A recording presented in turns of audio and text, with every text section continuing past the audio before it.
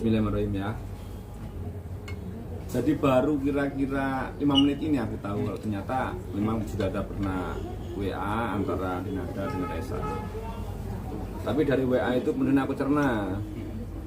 Sebenarnya begini. Ya nanti ini juga ya mungkin kita menjawab juga permintaan dari Dinada untuk lekas ketemu dengan Resa ya. Sudahlah, oke lah. Nanti kita jembatani kalau soal itu. Bismillahirrahmanirrahim ya. Semoga saja nanti bisa terjadi dan bisa lancar.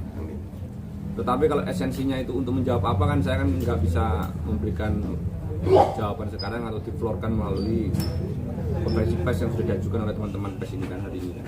Itu aja. Tapi kalau untuk persidangan sendiri seperti apa sih Bang? Kemarin kan mungkin boleh jelaskan agendanya apa? Dari pihak Abang sendiri apakah akan mencabut gugatan itu? Ini kan sudah ketemu ya, mungkin bisa dibilang damai lah, mungkin sudah diakui mungkin. Ya. Dari pihak Dinada sendiri kan katanya menyarankan meminta untuk dicabut melalui kuasa hukum. Mungkin dari Abang sendiri. Begini, kemarin itu kan sudah saya jelaskan berulang-ulang ya, melalui konferensi pers maupun melalui podcast di Konvensu itu bahwa gugatan saya ini orientasinya kan sebetulnya kan 1365 ya. Kontra material itu terkait dengan perbuatan melanggar hukum yang dilakukan oleh Dinada yang kemudian menimbulkan kerugian. Yang notabene itu terhadap tergugat 2 dan tergugat 3. Ya. Kapasitas untuk kita berdamai itu ya kalau saya juga bisa berharap itu. Bisa mencabut pun saya juga bisa berharap. Asalkan Dinada itu bisa bertemu ya dengan ketiga pihak ini. Jadi pihak prinsipal di dalam gugatan saya itu yang pertama itu adalah Resa, yang kedua itu adalah Mamae, yang ketiga adalah Papae. Ya. Kalau urusan pengakuan anak sudah selesai clear, oke lah, alhamdulillah lah. Ya. Meskipun inkasu dalam hal ini dia memberikan pernyataan itu secara medsos, bukan face to face. Ya toh, itu makanya kita masih belum bisa membaca ada penyesalan nggak di situ. Dan itu aja. Yang sampai saat ini saya tanyakan kepada yang bersangkutan si anak ini. Kamu bisa merasakan itu dari hati apa enggak, Le? Belum katanya. Ya mungkin nanti lah ya, next ya. Terus yang kedua, permintaan maaf si Dinada itu kepada prinsipal yang kedua dan prinsipal yang ketiga. Yang notabene ini sudah membesarkan Resa dengan ikhlas, dengan rasa kasih sayang, tetapi masih didolimi. Pendoliman yang pertama, silaturahmi saja antara pihak kedua, prinsipal kedua dengan prinsipal ketiga ini nggak pernah dijemput, nggak pernah diterima oleh pihak Dinada. Bahkan disuruh berdiri di trotoar, suruh menunggu 3,5 jam, 2 hari berturut-turut. Kenapa yang saya sesalkan kemarin itu Dinada di dalam pengakuannya itu tidak juga secara eksplisit juga menyatakan permohonan maaf kepada kedua orang tua saya. Kan saya sudah berkali-kali yang men-trigger saya untuk mengajukan gugatan ini bukan soal angka. Tetapi tindakan Dinada itu yang saya pandang sudah betul-betul mendolimi harkat dan martabat orang tua saya. Itu aja. Berarti bisa dibilang ingin mengejar terkait permintaan maaf harkat martabat dari keluarga Bang sendiri. Iya. Tapi kalau misalkan masalah chatan itu Bang, katanya dibalasnya cuma waalaikumsalam doang. Itu mungkin bisa dijelaskan nggak sih Bang? Tak jelaskan ya. Jadi saya bisa menyampaikan dan mencerna pikiran dan hatinya anak ini karena memang kan mulai bayi kan saya yang gendong ini.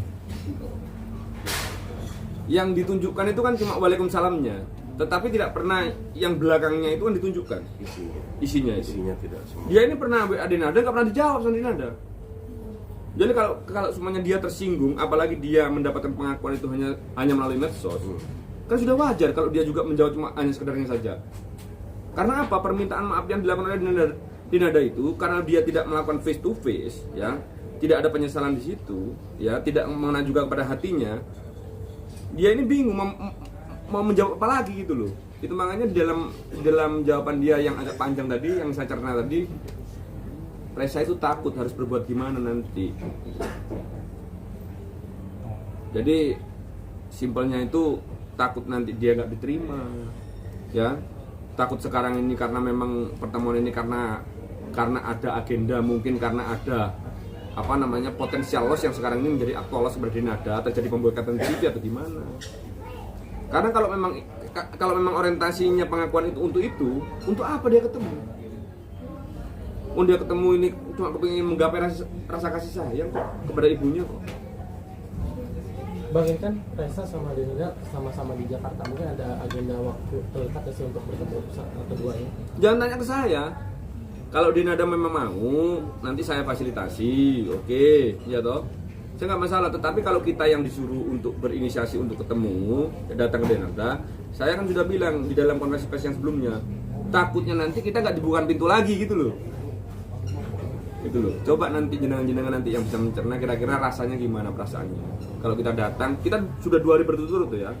Datang ke rumahnya Denada itu dibuka pintu cuma 15 cm.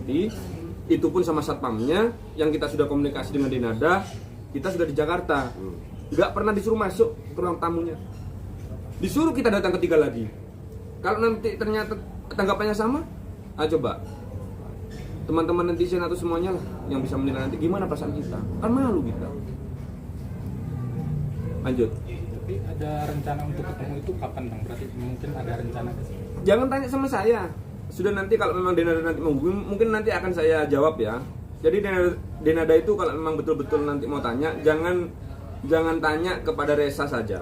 Coba tanya ke saya lah, nanti saya jawab. Insya Allah dia kalau mau tanya, kalau mau tahu nomor teleponku lah, Bisa nanti kita fasilitasi. gampang lah itu lah. Oh, berarti alasan yang Jangan kan Denada, teman-teman pes saja sudah tahu, banyak yang tahu kan gitu. Berarti alasan kemarin menjawab Waalaikumsalam itu mungkin karena ada rasa ketakutan nantinya kedepannya akan seperti apa? Iya, Gitu. takut. Tapi kan mereka bilang tidak sesuai dengan apa yang dibicarakan Reza katanya kalau di depan untuk ketemu itu kata dari pihak Denada.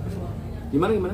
Tidak sesuai fakta kalau misalkan Reza ini pengen ketemu Denada, padahal udah di chat tapi tidak direspon katanya. Iya, katanya nggak direspon. Karena bukan nggak direspon, dia sudah ngerespon. Panjang lebar. Makanya Denada itu kan sebetulnya nggak usah ngechat, datang aja sudah, dia tahu kan gimana dia tinggal kan. Itu loh, dia salah semua nanti karena chat-chatannya dia sebelumnya itu nggak pernah direspon sama Denada. Itu makanya kalau semuanya teman-teman itu melakukan justifikasi bahwa sekarang ini malah dia yang salah karena nggak merespon, itu salah. Dia ini mau merespon pun takut karena dia nggak pernah, masih belum tanya ke saya. Jadi gimana ya, apa yang harus saya lakukan Undang? Karena saya ini kan kakaknya kan, itu yang paling tahu dia kan. Itu makanya dia takut nanti salah langkah, salah tanggap juga. Dia bingung juga sekarang ini harus manggil ibu ta, manggil mbak ta. Soalnya di dalam cecetan itu Denada sudah bilang, ya terserah nanti nyamannya mau panggil apa. Itu pun aneh kan rasanya kan. Coba gimana rasanya? Coba. Sekarang mau panggil mbak boleh, panggil ibu boleh kan gitu kan. Sudahlah, jangan lewat cecetan. Karena cecetan itu tidak bisa menunjukkan ya gimana rasanya, apa ya, perasaan ini bisa meluap gitu loh.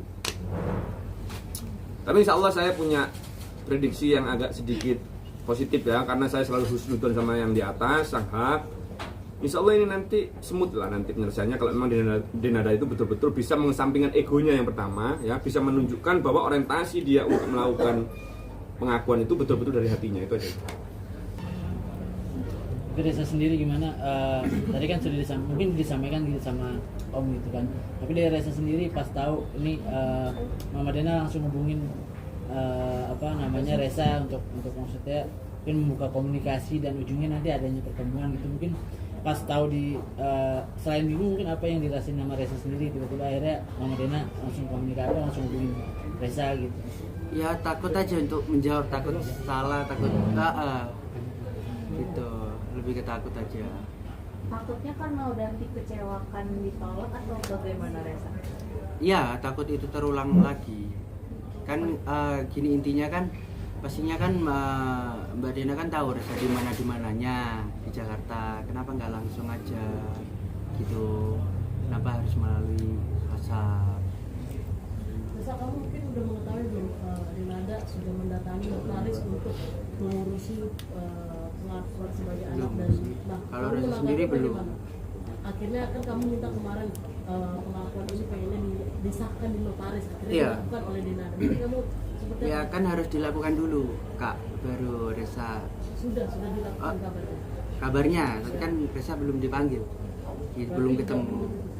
Bang, kalaupun misalnya Denada merendahkan diri serendah-rendahnya buat meminta maaf dengan Ibu Rati, Pak, dengan Bapak Mertua dan Reza, mungkin kedepannya gugatan akan tetap dicabut atau tetap dilanjutkan.